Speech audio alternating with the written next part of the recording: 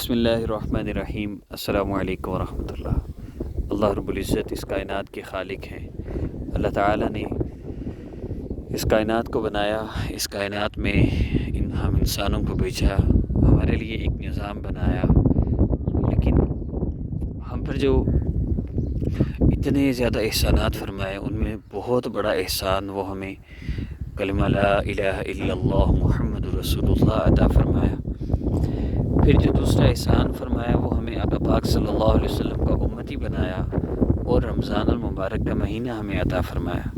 حضرت علی رضی اللہ تعالیٰ عنہ فرماتے ہیں، جس کا مفہوم ہے کہ اگر اللہ رب العزت نے اس امت کے گناہوں کو معاف نہ کرنا ہوتا تو اللہ تعالیٰ ان کو رمضان کا مہینہ ہی نہ دیتے۔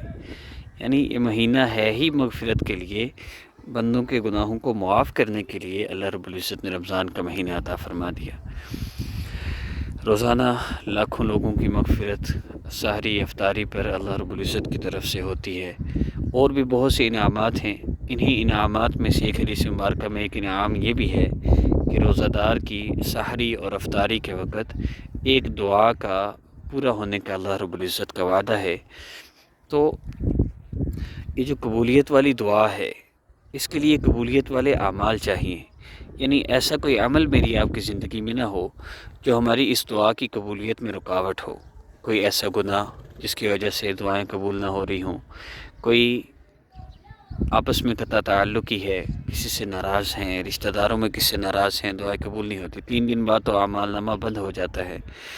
خیر، اسی طرح کسی کے بارے میں بغض ہے، کینہ ہے، اگر کوئی سودی کاروبار ہے، حرام کا لقمہ ہے جس کی وجہ سے دعائیں قبول نہیں ہو رہی، تو اس طرح کے مختلف اعمال جو اللہ رب العزت کی ناراضگی کا سبب بن رہے ہیں، ان اعمال کو چھوڑنا ضروری ہے۔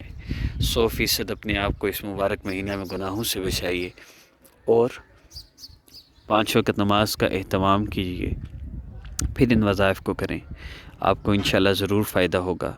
رمضان المبارک کی سحری یا افطاری کے وقت یا اس کے علاوہ بھی کسی وقت بھی آپ اس عمل کو کر سکتے ہیں، مال و دولت کی فراوانی کے لیے، قرض سے نجات کے لیے، رزق میں اضافہ کے لیے اللہ رب العزت انشاءاللہ برکتیں عطا فرمائیں گے۔ باوضو رہنے کا اہتمام فرمائیے۔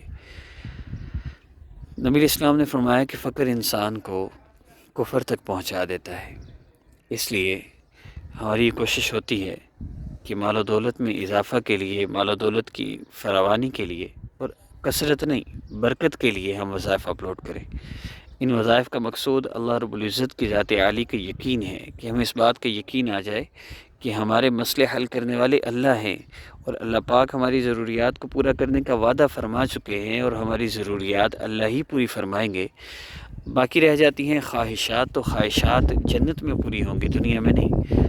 آج ہر انسان ضروریات کی حد تک تو سب کچھ حاصل کر رہا ہے، کوئی انسان ایسا نہیں جس کو مشقت سے یا راحت سے اس کی ضرورت کا نہ مل رہا ہو، سب کو مل رہا ہے۔ اب ہمیں کیا حکم دیا گیا؟ ہمیں حکم یہ ہے کہ دنیا کے معاملے میں نیچے دیکھو، دین کے معاملے میں اوپر دیکھو۔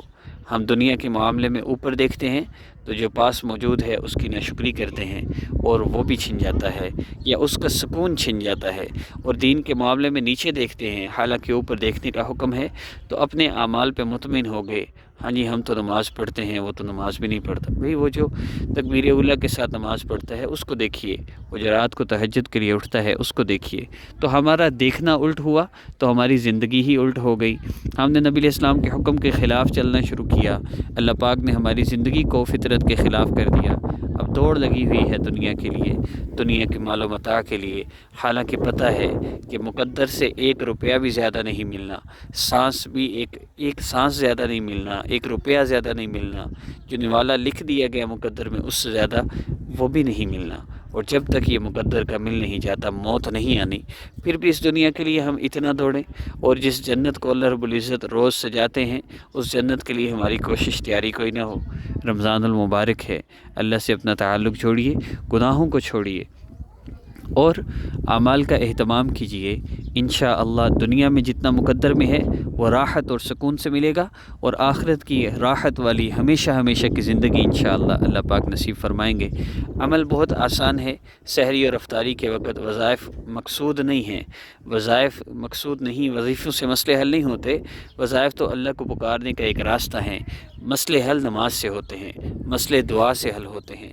تو ظہر مغرب عشاء کے بعد نفل پڑھے جا سکتے ہیں، تہجد کے وقت سورج نکلنے کے بعد نفل پڑھے جا سکتے ہیں۔ تو ان 5-6 اوقات میں 2 نفل اپنی حاجت کے لیے ضرور پڑھا کریں۔ صحابہ نماز سے اپنے مسئلوں کو حل کرواتے تھے، تو نماز پڑھنی ہے، نفل حاجت کی نیت سے پڑھنے ہیں، پھر اس کے بعد اللہ رب العزت کا ذکر، کوئی بھی اللہ پاک کے اسماء مبارکہ کا ذکر کیا جا سکتا ہے، اللہ پاک کو پکارنا ہے، یا بصیر یا اللہ جل جلالہ۔ اللہ رب العزت وہ دیکھنے والی ذات ہیں جن کے لیے نہ پہاڑوں میں کوئی چھپا ہوا ہے، نہ سمندروں کی گہرائیوں میں کوئی چھپا ہوا ہے۔ تو اس ذات، وہ میرے مسئلے بھی تو دیکھ رہے ہیں نا، وہ میرا رونا، میرا ہاتھ اٹھانا، وہ ذات سب کچھ دیکھ رہی ہے، اور وہی ذات میرے مسئلے حل فرمائے گی۔ اللہ پاک سے اپنے مسئلے حل کروانے ہیں تو کم از کم 10 مرتبہ یا بصیر یا اللہ کا ذکر کریں گے، اس کے بعد پھر دعا کریں گے۔ دعا کا طریقہ وہی ہے، بہت آسان ہے۔ دعا کے شروع میں درود پاک، دعا کے آخر میں درود پاک، اور دعا سے پہلے یا ارحم الراحمین 3 مرتبہ پڑھ لیجئے، انشاءاللہ ہر دعا قبول ہوگی۔ اللہ کا وعدہ ہے، صرف گناہوں کو چھوڑ دیں۔ اگر ابھی تک توبہ نہیں کی، ابھی توبہ کر کے ابھی مانگیے، انشاءاللہ ابھی آپ کا مسئلہ حل ہوگا۔ السلام علیکم ورحمۃ اللہ وبرکاتہ۔